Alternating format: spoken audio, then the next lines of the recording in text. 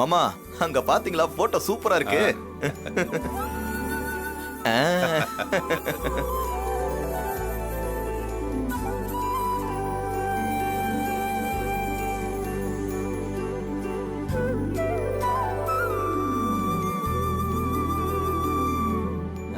நல்லா இருக்கு. ரெண்டு பேரும் ஜாலியா இருக்கு மேடம்.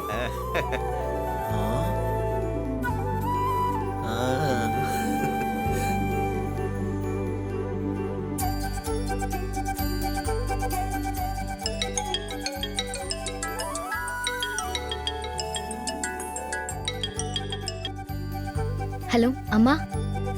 ரேவதி எப்படி இருக்க? இருக்கேன். லவுட் ஸ்பீக்கர்ல போட்டிருக்கேன். வீட்ல நாங்க எல்லாரும் போட்டோஸ் பார்த்தோம். ரொம்ப நல்லா இருக்கு. அப்படியா? ஆமா, உன் ஃப்ரெண்டு திவ்யா வேற இருக்கா. அவ இப்ப வந்தா? அவ ஹஸ்பண்டோட வந்திருக்கா. தற்செயலா பார்த்தோம். ஓ வெரி குட். வேற என்னம்மா? வேற என்ன, நீங்க ரெண்டு பேரும் இப்படி சேர்ந்து இருக்கிறத பார்த்தாலே ரொம்ப சந்தோஷமா இருக்கு.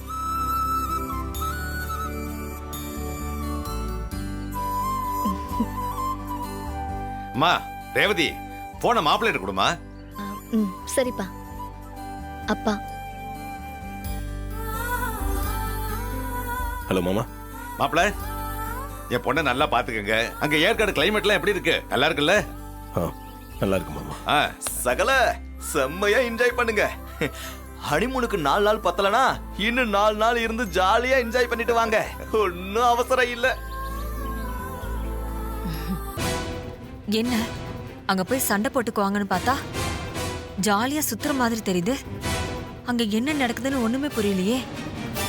அக்கா பாத்தியா, ரேவதி ரெண்டே நல்ல ஹஸ்பண்ட் கிட்ட சரணடைஞ்சிட்டா. அதான்ட்டு எனக்கும் ஒன்றும் புரியல. நம்ம ரெண்டு பேரும் இதே மாதிரி கல்யாணம் முடிஞ்சதும் ஹனிமூன் போய் ஜாலியா இருக்கலாம்ல. என்னப்பா சத்தம்? அது ஒண்ணும் இல்ல, எறும்பு கடிச்சிருச்சு. ஏய், எறும்பு தானப்பா கடிச்சிச்சு.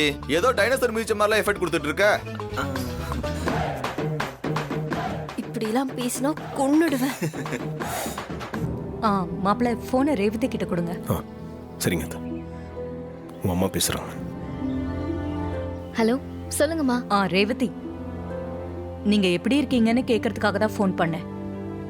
நான் அப்புறமா கால் பண்றேன். சரி.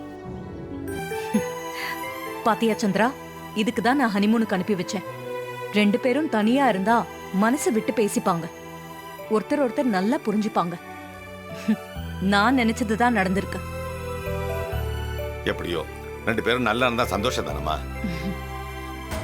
ரேவதி வா, அந்த பக்கமா போய் சுத்தி பார்த்துட்டு வரலாம். ஹே, எனக்கு ரொம்ப டயர்டா இருக்கு, நீ போயே. அப்படியா? சரி ஓகே, வாங்க நம்ம போலாம்.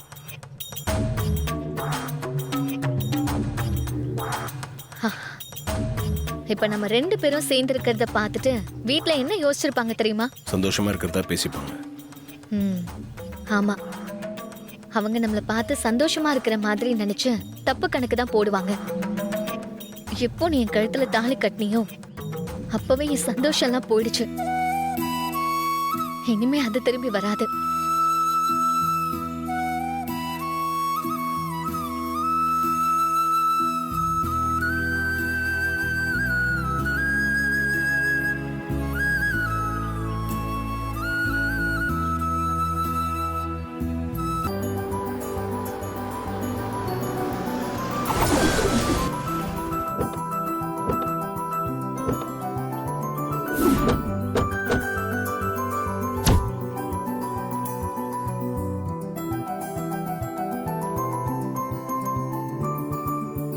Excuse me sir. சொல்லுங்க சார். நாங்கள் ஆல்ரெடி ரூம் புக் பண்ணியிருந்தோம்ல, அதோட கீ தர முடியுமா? நீங்கள் ரூம் கிடைக்க லேட் ஆகும் சொன்னதுனால நாங்கள் வெளியே போயிட்டோம். தெரியும் சார். உங்கள் ஐடி ப்ரூஃப் கொடுங்க. இந்தாங்க. கொஞ்சம் வெயிட் பண்ணுங்க சார். Okay sir. ரேவதி, இன்னைக்கு உங்களோட டைம் ஸ்பெண்ட் பண்ணது, கடையில பர்ச்சேஸ் பண்ணது எல்லாமே ரொம்ப சந்தோஷமா இருந்துச்சு. நீயும் அப்படித்தானே ஃபீல் பண்ணிருப்ப? என்னடி அமைதியா இருக்க? உனக்கு சந்தோஷமாவே இல்லையா? யார் சொன்னது? எனக்கும் சந்தோஷம்தான். நான் வேற ஒரு ஞாபகத்துல இருந்தேன், அதான் நீ சொன்னதை நான் சரியா கவனிக்கல.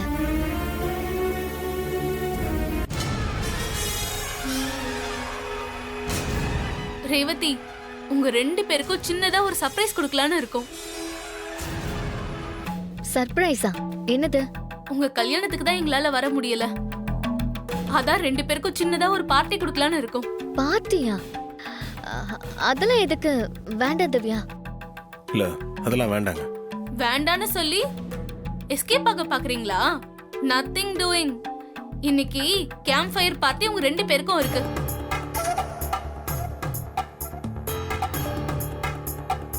ஆமா, நைட் 7 மணிக்கு பிளான் பண்ணிருக்கோம். ஹனிமூன் கப்பல்ஸ் நீங்க கண்டிப்பா வரணும். நாங்க இன்னைக்கு ஒரு நாள் தான் இங்க இருப்போம். நாளைக்கு காலையில கிளம்பிடுவோம். அதனால எந்த காரணமும் சொல்லாம நீங்க 2 பேரும் கலந்துக்கணும். ஓகே?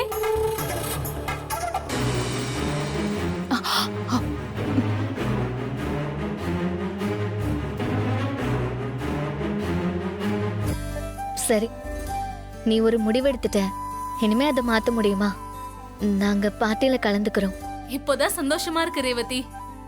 ஷார்ப்பா 7 o'clock வந்துருங்க. சார் ஆ இந்தாங்க சார். ஓகே. இந்தாங்க சார் கீ. தேங்க்யூ. ஈவினிங் பார்க்கலாம். பாய்.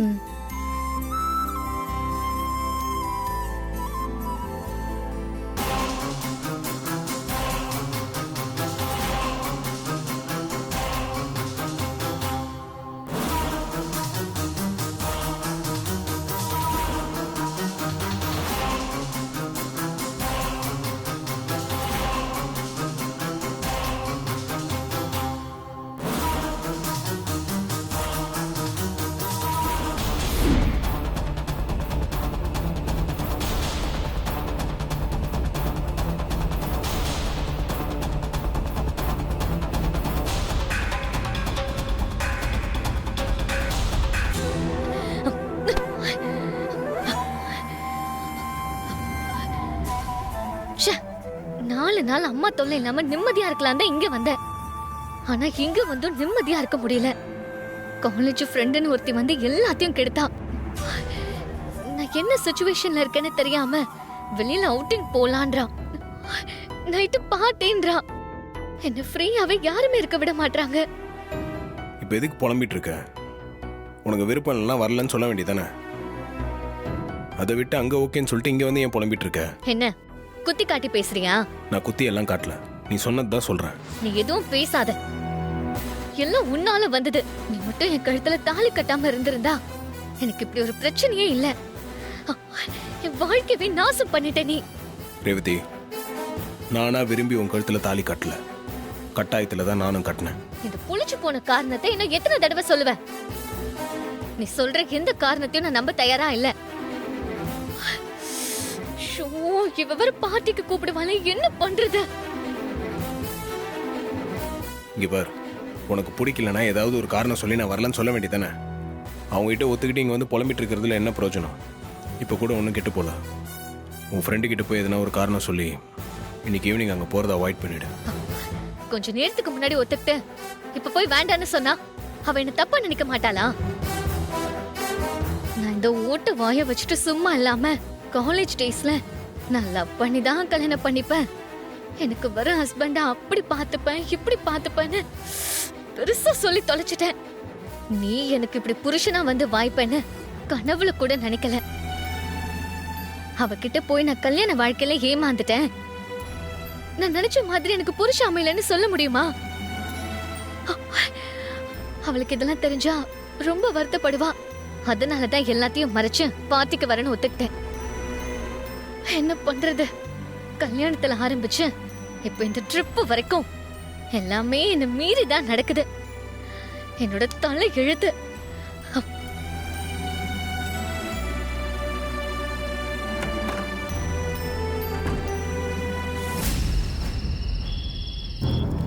என்ன திவ்யா, உன் ஃப்ரெண்டு ரேவதி இன்னும் காணோம்? ஷார்ப்பா 7 மணிக்கு வர சொன்னேன். வந்துடுறோன்னு தானே சொன்னா. ஏன் இன்னும் வரலன்னு தெரியலையே. சரி, ஃபோன் பண்ணி சீக்கிரம் வர சொல்லு.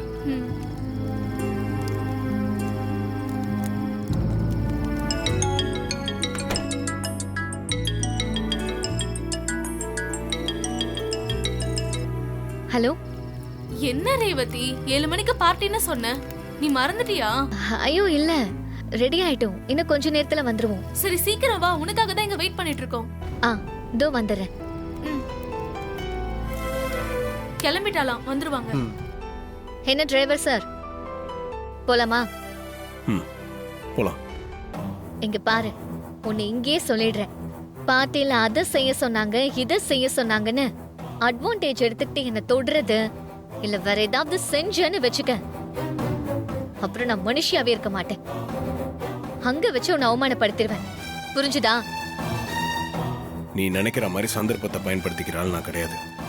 எப்படி எப்படி சந்தர்ப்பத்தை பயன்படுத்திக்க மாட்டியா? ஹ, இத மட்டும் நான் ஒத்துக்க மாட்டேன். யாருன்னே தெரியாத நீ ஒவ்வொரு சந்தர்ப்பமா யூஸ் பண்ணி எங்க வீட்டுக்குள்ள படிப்படியா வந்து படிப்படியா வாழ்ந்து ஹ, இப்பதான் மாப்பிள்ளையாவே ஆயிட்டியே. நீ திரும்ப திரும்ப இப்படி சொல்றதை கேட்கும்போது எனக்கு கடுப்பாதான் ஆகுது. என்னது கடுப்படிக்குதா? உண்மையை சொன்னா உனக்கு கடுப்படிக்குதா? இங்க பாரு ரேவதி, நீ சொல்றதுனால தான் நாங்க வரத்துக்கே ஒத்துக்கிட்டேன். மற்றபடி அங்க வரத்துக்கு எனக்கு எந்த இன்ட்ரெஸ்டும் இல்லை. ஓகே ஓகே, இப்ப ஆர்கியூமெண்ட்லாம் வேண்டாம், டைம் ஆகுது. சரி வா.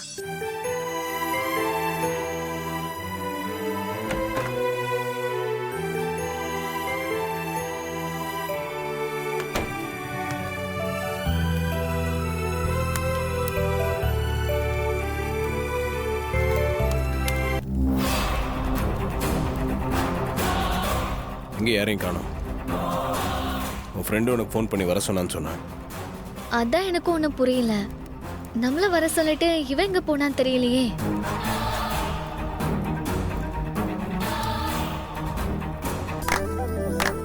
Happy married life to you. Happy married life to Revati. Happy married life to you. Happy married life, Revati. Hi Revati, happy married life. எப்படி இருக்க? நல்லா இருக்கேன். ஹே, நீங்களா எப்ப வந்தீங்க? உங்களை பார்க்க ரொம்ப சந்தோஷமா இருக்கு. திவ்யா தாண்டி ஃபோன் பண்ணி எல்லா விஷயத்தையும் சொன்னா. அதான் நாங்க உடனே கிளம்பி வந்துட்டோம். சார் தான் ஹஸ்பண்டா?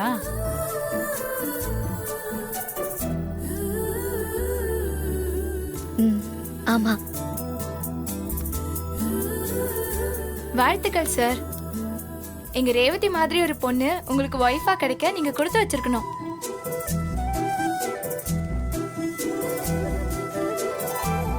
காலேஜ் டேஸ்லயே லவ் பண்ணி தான் கல்யாணம் பண்ணிப்பேன்னு சொல்லுவா. அதுவும் இல்லாம ஹஸ்பண்ட கண்ணுக்குள்ளேயே வச்சு பார்த்துப்பேன்னு சொல்லுவா. அந்த வகையில நீங்க ரொம்ப லக்கி தான் சார். இவளுங்களும் மொக்க போட ஆரம்பிச்சுட்டாளுங்களா? என்ன ஒரு வழி பண்ணணும்னு எல்லாரும் கிளம்பி வருவாங்க போல. என்ன சார் அமைதியா இருக்கீங்க? நாங்க சொல்றது சரிதானே? நீங்க லக்கி தானே? ரேவதி மாதிரி ஒரு நல்ல பொண்ணு கிடைக்கிறது உண்மையாவே அதிர்ஷ்டம் தான். என்ன சார், அவங்க கேட்டதுக்காக சொல்றீங்களா இல்ல உண்மையாவே சொல்றீங்களா? இல்லைங்க, நான் உண்மையா தான் சொல்றேன். திவ்யா, என்ன இப்படி கேக்குற? இவர் டிரைவரா அவங்க வீட்டுல சேர்ந்தவர், இப்ப ரேவதிக்கு ஹஸ்பண்ட் ஆயிட்டாரு. அதுவே எவ்வளவு பெரிய லக்கு. இல்ல, நான் அதை வச்சு சொல்லல, அவங்க கேரக்டர் வச்சு தான் சொன்னேன். What you mean sir? கொஞ்சம் விளக்கமா சொல்லுங்க. என்னை பொறுத்த வரைக்கும் மனுஷங்களை பணத்தை வச்சு வேல்யூ பண்ணக்கூடாது. பணம் எப்போ வேணா வரும் போகும். ஏழையா இருக்கிறவன் ஒரு நாள் பணக்காரன் ஆயிடலாம், இல்லை பணக்காரர் ஒரு நாள் திடீர்னு ஏழை ஆயிடலாம். ஸோ அதை வச்சு யாரையும் மதிப்பிடக்கூடாது. நான் ரேவதி அதை வச்சு வேல்யூ பண்ணல. வேற எந்த அர்த்தத்துல சார்? ரேவதி மனுஷங்களை மதிக்க தெரிஞ்ச பொண்ணு. அவங்க வசதியான குடும்பத்தில் பிறந்திருந்தாலும் எந்த பந்தாவும் இல்லாமல் எல்லாரும் கூட ரொம்ப உரிமையா சகஜமாக பழகுவாங்க. அதை நான் பல சந்தர்ப்பத்தில் பார்த்துருக்கேன். என் மேலே அவங்க கோமா இருந்த சந்தர்ப்பத்தில் கூட என் அம்மா கிட்ட ரொம்ப பாசமாக நடந்துக்கிட்டாங்க. கேட்டுக்கு திவ்யா, நீ எல்லாம் என் மேல இருக்கிற கோவத்தை என் பரம்பரை மேலேயே காட்டுவ. ஹே, நீ சும்மா இரு. நீங்க சொல்லுங்க சார். இது எல்லாத்தையும் வச்சு தான் சொன்னேன். இப்படிப்பட்ட கேரக்டர் இருக்கிற ஒரு பொண்ணு எந்த வீட்டில் பிறந்தாலும் யாருக்கு கிடைச்சாலும் அவங்க கண்டிப்பாக லக்கி தான். ரேவதி, இவன் உன்னை ரொம்ப புகழ்றான்னு மயங்கிடாத. இவன் உன்னை பாராட்டியே கரெக்ட் பண்ண பாக்குறான். அதனால நீ எதுக்கும் கவுந்துராத, ஸ்ட்ராங்கா இரு. என்னடி உன் ஹஸ்பண்ட் இவ்ளோ சொல்றாரு, நீ லேசா ஸ்மைல் பண்ணிட்டு சைலண்டா இருக்க? எனக்கு என்ன சொல்லணும்னு புரியல, அதான். அவ வீட்டுக்காரர் பேச்சுல மயங்கி நிக்கிறாடி. ஹே, ரேவதியும் லக்கி தான். இவரும் சாதாரண ஆள் இல்ல, இறக்க குணம். அடுத்தவங்களுக்கு ஒரு பிரச்சனைனா ஓடி போய் உதவுறதுன்னு ரேவதிக்கு கொஞ்சம் கூட சலைச்சவர் இல்ல அவரு. அப்போ மேட் ஃபார் ஈச் அதர்னு சொல்லு.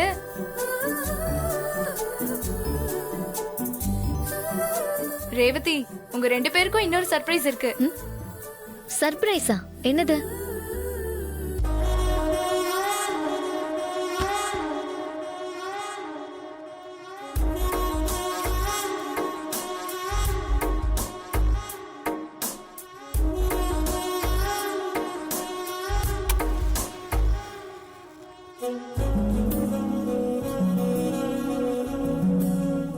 இந்த கேக்க புதுமண தம்பதிகள் 2 பேரும் சேர்ந்து வெட்டணும்.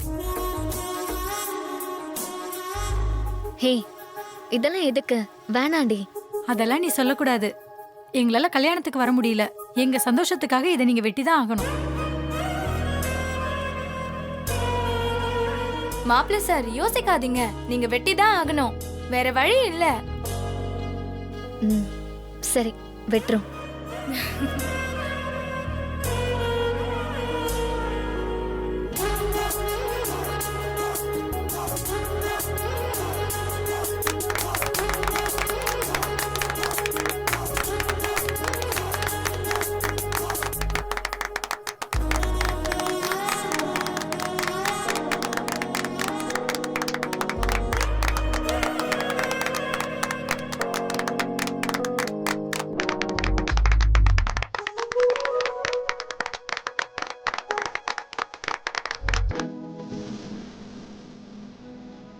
ரேவதி, கேக் எடுத்து உன் ஹஸ்பண்டுக்கு ஊட்டு.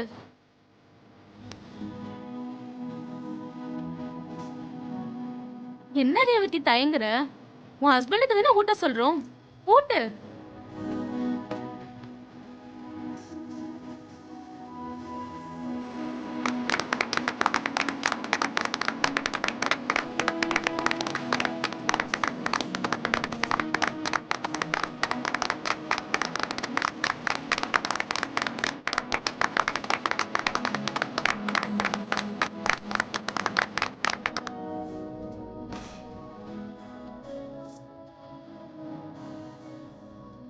சார், ரேவதி ஊட்டி விட்டால, இப்ப அவளுக்கு நீங்க ஊட்டுங்க.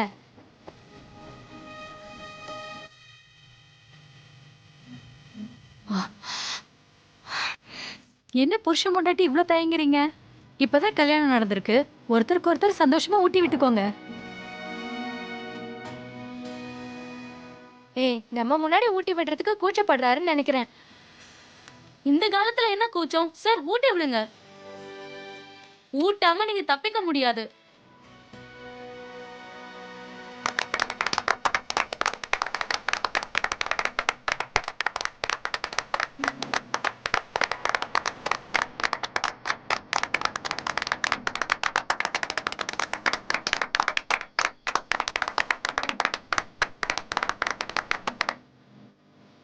டேய் டிரைவர், மகேஷ் இருக்க வேண்டிய இடத்துல நீ இருந்துட்டு ரேவதி கேக் ஊட்டுறீடா. இன்னைக்கு எல்லாரும் முன்னாடியும் உன்னை அசிங்கப்படுத்தாம விட மாட்டேன்டா.